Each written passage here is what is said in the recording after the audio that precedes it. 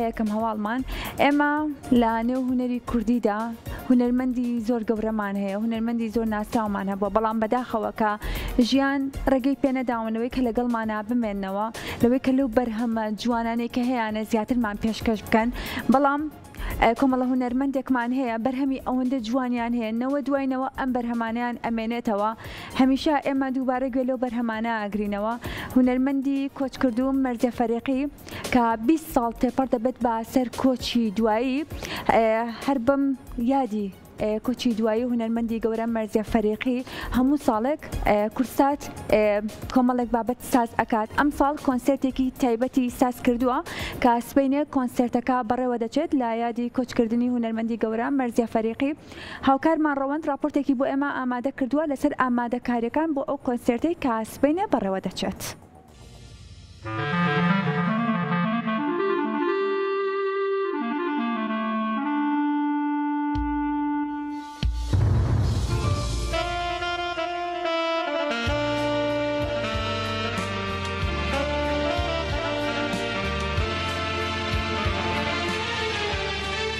لاوتان لەبێ و ئەم کاتەوە هەموو کاتێکتان باش. سبەی لە یادی 20 ساڵەی کۆچی دوایی هونەرمەند و پێشمەرگە مەرجی فەریقی دەستگای میدیایی کورسات کۆنسێرتێکی تایبەت سازەکات بە بەشداری هونەرمەندان دڵنیای ڕزازی، ژولیا حسێن و ئاسۆ فەلاحی کە بەدەنگەکانیان یادی ئەم هونەرمەندە مەزنا بەرزتر ڕاگرن. هاتوومەتە تەلاری هونەر لە شاری سلێمانی لە ئێستای ئامادەکاریەکان دەستی پێکردووە و ئامادەکاریەکان لە کۆتاییایە بۆ کۆنسێرتەکەی سبەینێ. لەگەڵ هونەرمەند دڵنیای ڕزازی گفتوگۆکەم و لەگەڵ ئامادەکاری کۆنسێرتەکە گفتوگۆکەم سەبارەت بە ئامادەکاریەکان. خاتو دڵنیا سڵاوت لەبێ ئەم کاتە و باش. وەکو کچی هونەرمەند مەرجەی فەریقی و یەکێک لە ئەو هونەرمەندانی کە لە سبەینێ لە کۆنسێرتەکەیە بەشداریت، هەستت چۆنە تۆ لە یادی 20 ساڵەی هونەرمەند و پێشمەرگە مەرجەی فەریقی کە دایکی بەڕێستانە بەشداریت و یادی ئەو هونەرمەندە بەرزتر ڕاگرن؟ هەستێکی زۆر جوانم هەیە. سپاسی کورتساتەکەم، کاناڵی کورتسات هەروەها خاک تیڤی بۆ هاوکاریان بۆ مەراسمی 20مین ساڵ یادی دایکی من. زۆر خۆشحاڵم بە بوونم لێرە. خۆشحاڵترم لەوەی کە دوای 20 ساڵ یاد و گۆرانیەکانی دایکم هەر لە ناو دڵی خەڵکە ماوە. ئەوە جێی شانازیە بۆ من واقعاً. ئەم کارە بۆ جمهورەکەی دایکمەکەم. حەزەکەم بە هاوکاری گروپی موزیکی خاک تیڤی هەروەها ژولیاگیان و ئاسۆگیان مەجموعەی گۆرانیەک پێشکەشکەین بەیانی لە مەراسمەکە. 9 گۆرانیمان هەڵبژاردووە، ناڵێم گۆرانیەکان کامانن، بەڵام بە هاوکاری کاکاوەی شێخ و کاک بابان و مامۆستا لێر و کاک گۆران ئەم گۆرانیمانە هەڵبژاردووە و هیوادارم کە جمهورەکەی دایکم بەدڵیان بێت.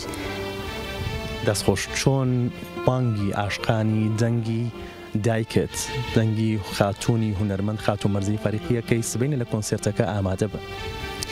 چۆن بانگیانەکەم؟ هیوادارم ئەو ئەڤینە کە هەیەیانە بەرامبەر بە دایکم، ئەو ڕێز و احترامەکە لە ئەرز ئەم 20 ساڵە نیشانیان داوە بە دایکم و بە هەروەها بەرامبەر بە من و ئایلەکەم خانەوادەکەم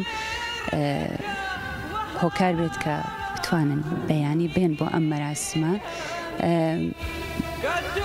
بە هەموو شێوەیەک هەوڵمانداگە کە مەراسمێکی زۆر جوان دابنین و هیوادارین کە بەیانی لێرە بتان بینین. زۆر سپاس.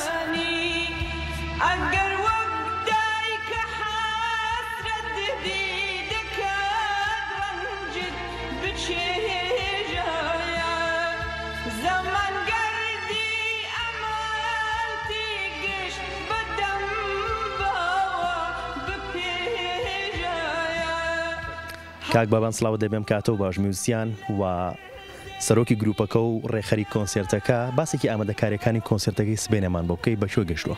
سەرەتا زۆر بەخێر بن. ئێمە تقریبا نزیکەی هەر ڕۆژە خەریکی پرۆڤەکردن و خۆ ئامادەکردین بۆ ئەم کۆنسێرتە. ئێستاش خەریکی کاری دەنگین بۆ ئەوەی سبەینێ کە بتوانین میوزیکی باش ئەنجام بدەین و کۆنسێرتێکی زۆر باش ئەنجام بدەین. نزیکەی 9 تراکمان هەڵبژاردووە و دووبارە کاری مۆسیقای بۆ کراوەتەوە و بەرگێکی نوێمان کردەوە بە بەریە. باش ئامادەبووان ئەوەی کە لە ئێستاوە نیازی ئەوەی هەیە لە کۆنسرتەکەی سبەینەیە ئامادە بێت چاوەڕی چی لە کۆنسرتەکە بکات؟ ئێمە لەم جارەدا کاری دابشکردمان بۆ میوزیکەکان کردوتەوە و کارێکی زۆر جیاواز، بەڵام چۆن بڵێ ئەساسی میوزیکەکەمان دەستکاری نەکرد و تێکمان نایەوە لەبەرەوەی ئەو بەرگی کە وەختی خۆی خەڵک گوێی لێ بووە ئەو میلۆدیە هەمان ئەو میلۆدی چێژە بەخشێتەوە.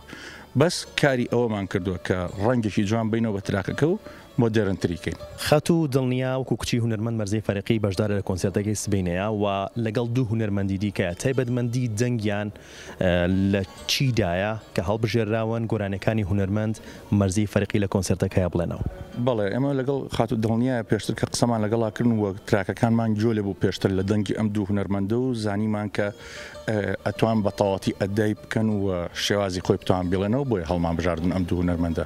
ئەوش خات و ئاسۆ لەگەڵ ژولیا خانە توانایکی زۆر باشیان هەیە و ئیشەڵا سبەینێ بەرگێکی نوێ و گوێتان لە گۆرانەکانە بێت.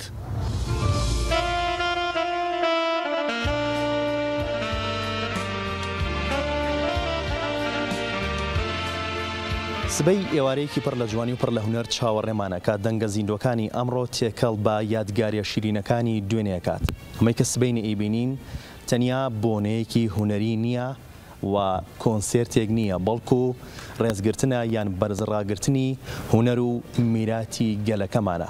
سبەی هەمووان لە تەلاری هونەرە بین لە شاری سلێمانی لە کاتژمێر 4 و 30 خولەک بۆ کۆنسێرتێکی تایبەت لە یادی کۆچی دوایی هونەرمەند و پێشمەرگە مەرزیەی فەریقی. هەمیشە شاد و بەختەوەرە.